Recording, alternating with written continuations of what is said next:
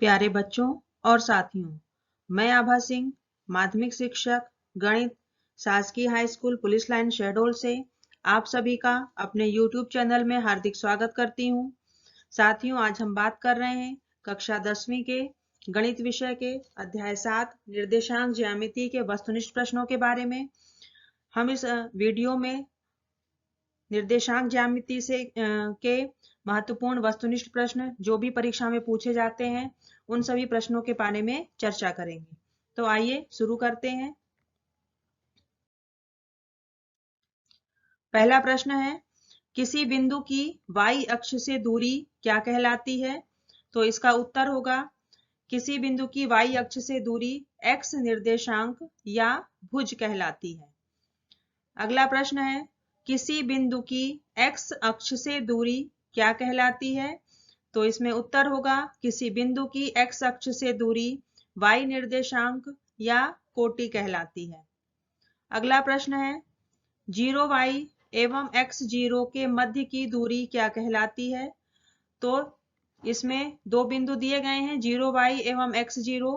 तो इन बिंदुओं के मध्य की दूरी का सूत्र लगाएंगे तो इसका उत्तर आएगा √x² प्लस y²। अगला प्रश्न है, 2a0 एवं 0 2b के मध्य बिंदु के निर्देशांक क्या होंगे? तो यहाँ पर मध्य बिंदु के निर्देशांक का सूत्र लगाएंगे तो इसमें उत्तर मिलेगा ab। अगला प्रश्न है, 3 संरेखी बिंदुओं से बने त्रिभुज का क्षेत्रफल क्या है?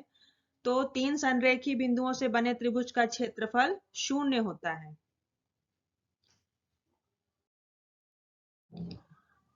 अगला प्रश्न है, x अक्ष से बिंदु P -4 -3 की दूरी क्या है? तो चूंकि x अक्ष से बिंदु की जो दूरी होती है किसी भी बिंदु की, उसमें जो y निर्देशांक होता है उसकी दूरी x अक्ष के बराबर होती है। यहाँ पर y निर्देशांक -3 है तो दूरी में ऋणात्मक चिन्ह नहीं लिया जाता है, इसलिए इसका उत्तर होगा 3। अगला प्रश्न है, बिंदु A 0,6 एवं B 0-2 के बीच की दूरी क्या है?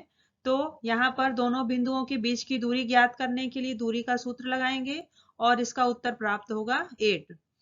अगला प्रश्न है, मूल बिंदु से बिंदु P -6 8 की दूरी क्या है?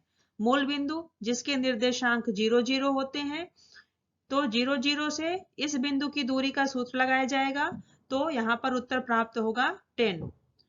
अगला प्रश्न है, त्रिभुज की परिमाप जिसके शीर्ष 0 4 0 0 एवं 3 0 हैं क्या होगी?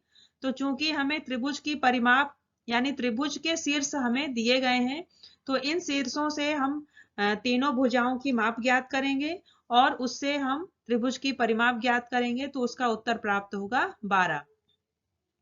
अगला प्रश्न है, A 30 B 70 एवं C 84 वाले त्रिभुज का क्षेत्रफल है।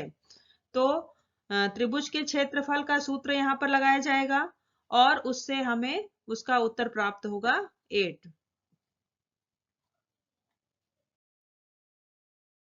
अगला प्रश्न है, बिंदु -40 40 एवं 03 शीर्ष हैं।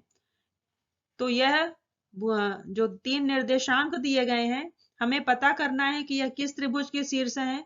तो उसके लिए हमें इन तीनों बिंदुओं से दूरी निकालनी होगी। तो पहले -40 40 के मध्य दूरी ज्ञात होगी, उसके बाद 40 एवं 03 के मध्य दूरी और लास्ट में -40 एंड 03 के बीच की दूरी ज्ञात करेंगे। और उससे हमें पता चलेगा कि अगर कोई दो दूरियां बराबर हैं तो वह त्रिभुज होगा समद्विबाहु त्रिभुज। तो यहाँ पर दो भुजाओं की माप बराबर निकलती है, इसलिए यह जो त्रिभुज के जो निर्देशांक दिए गए हैं यह समद्विबाहु त्रिभुज होंगे। अगला प्रश्न है, बिंदु x1 y1 एवं x2 y2 के मध्य बिंदु के निर्देशांक क्या होंगे? तो इसका सूत्र है x1 + x2/2 y1 + y2/2। अगला प्रश्न है, बिंदुओं x1 y1 एवं x2 y2 के मध्य दूरी क्या होगी? तो दूरी ज्ञात करने का यहाँ सूत्र है x2 √x2 - x1 whole square plus y2 minus y1 का होल स्क्वायर। इस सूत्र के द्वारा हम निर्देशांक तल में स्थित किन्हीं भी दो बिंदुओं के मध्य की दूरी ज्ञात कर सकते हैं। अगला प्रश्न है बिंदु x1 y1 x2 y2 एवं x3 y3 से बने त्रिभुज का क्षेत्रफल लिखिए। तो यदि हमें त्रिभुज के शीर्ष ज्ञात हैं तो उसके लिए हमें त्रिभुज का क्षेत्रफल ज्ञात करना हो तो कौन सा सूत्र लगेगा, वह यहाँ पे दिया हुआ है 1/2 x1 into y2 minus y3 plus x2 into y3 minus y1 plus x3 y1 minus y2। इसमें हम x1 y1 x2 y2 और x3 y3 के मान रख करके त्रिभुज का क्षेत्रफल ज्ञात कर सकते हैं।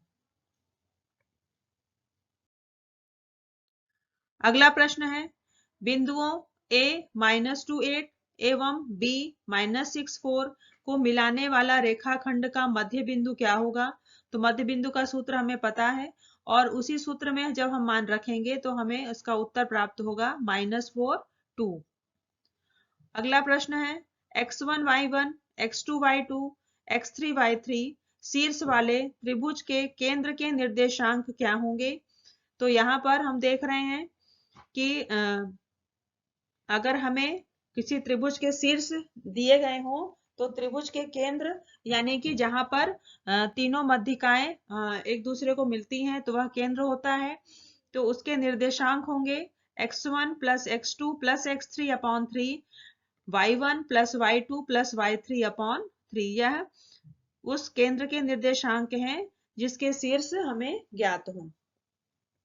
अगला प्रश्न है x1 y1 एवं x2 y2 को मिलाने वाली रेखा को m1 अनुपात m2 के अनुपात में अंतः विभाजित करने वाले बिंदु के निर्देशांक लिखिए। तो यह उसका सूत्र है m1 x2 plus m2 x1 upon m1 plus m2 m1 y2 plus m2 y1 upon m1 plus m2। तो यह यदि हमें किन्हीं दो बिंदुओं के निर्देशांक पता है और उनके मध्य कोई तीसरा बिंदु है जो उन्हें m1 और m2 के अनुपात में अंतः विभाजित कर रहा है तो यह उस बिंदु के निर्देशांक ज्ञात करने के लिए सूत्र है। अगला प्रश्न है मूल बिंदु से बिंदु xy के बीच की दूरी क्या होगी।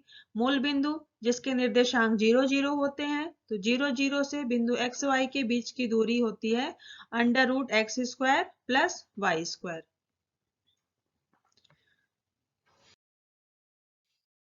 तो साथियों इस वीडियो में जितने भी निर्देशांक ज्यामिति से संबंधित महत्वपूर्ण प्रश्न हैं जो परीक्षा में अक्सर पूछे जाते हैं या जिनकी पूछने की संभावना होती है उन प्रश्नों को इसमें शामिल किया गया है। उम्मीद है कि आप इन सभी प्रश्नों को कॉपी में नोट करेंगे और परीक्षा की दृष्टि से उसे तैयार करेंगे। मिलते हैं फिर नए वीडियो में, तब तक के लिए टेक केयर, धन्यवाद।